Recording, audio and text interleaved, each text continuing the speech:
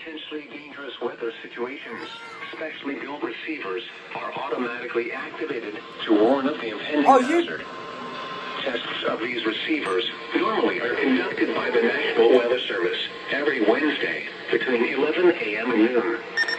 When there is a threat of or existing severe weather in the area on Wednesday, the test is postponed until the next good weather day.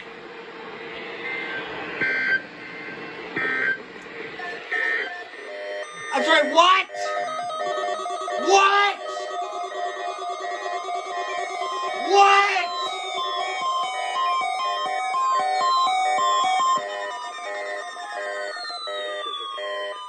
Weather radio warning device.